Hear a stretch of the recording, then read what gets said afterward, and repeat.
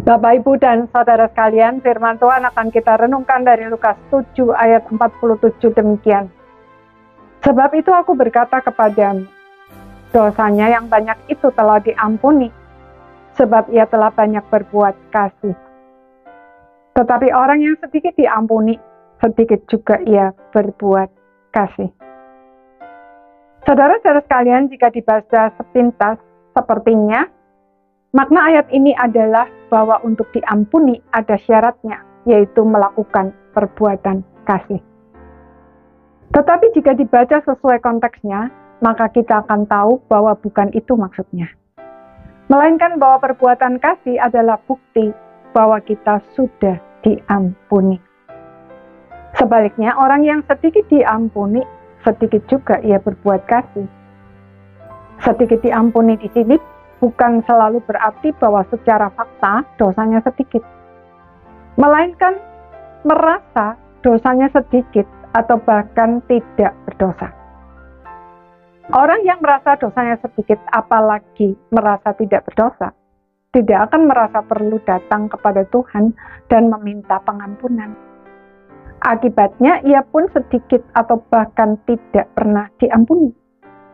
Orang yang tidak pernah mengalami diampuni tidak akan berpikir untuk melakukan tindakan kasih, sebab ia tidak memiliki pengalaman dikasihi. Itulah Simon, orang Farisi yang mengundang Tuhan Yesus makan di rumahnya. Ketika tiba-tiba ada seorang perempuan yang terkenal sebagai perempuan berdosa masuk ke rumahnya, lalu menangis di kaki Tuhan Yesus, dan menyekanya dengan rambutnya, lalu mencium serta menyirami kaki Tuhan Yesus itu dengan minyak wangi sebagai tanda penyesalan atas dosa-dosa yang telah dilakukannya.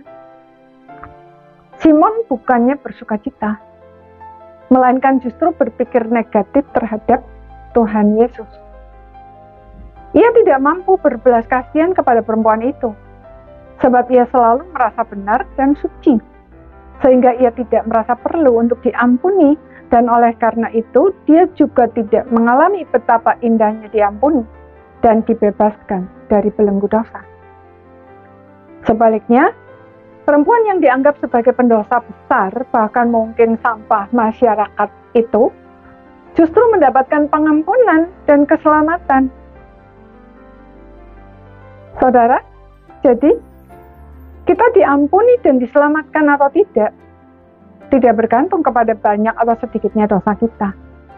Melainkan apakah kita sadar dan mengakui bahwa kita adalah orang berdosa yang tidak dapat menyelamatkan diri kita sendiri. Dan oleh karenanya, kita datang kepada Tuhan Yesus, satu-satunya yang dapat mengampuni dosa dan menyelamatkan kita dari dosa dan maut. Sesungguhnya, bagi Tuhan, semua orang, siapapun kita, orang Farisi atau orang yang terkenal sebagai pendosa, sama-sama dikandung dan dilahirkan sebagai orang berdosa. Tidak ada yang lebih berdosa atau kurang berdosa. Mungkin kita tidak berzinah, tetapi apakah kita berani berkata bahwa kita tidak pernah memikirkan hal-hal yang tidak pantas kita pikirkan?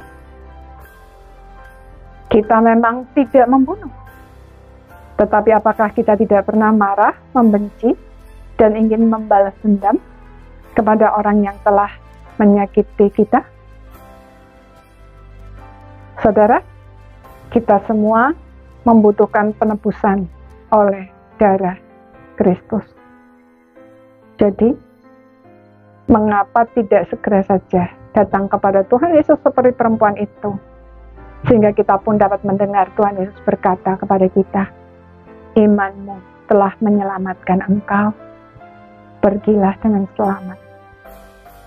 Dengan demikian kita juga dimampukan untuk melakukan perbuatan-perbuatan kasih, dan hidup kita menjadi berkat. Amin.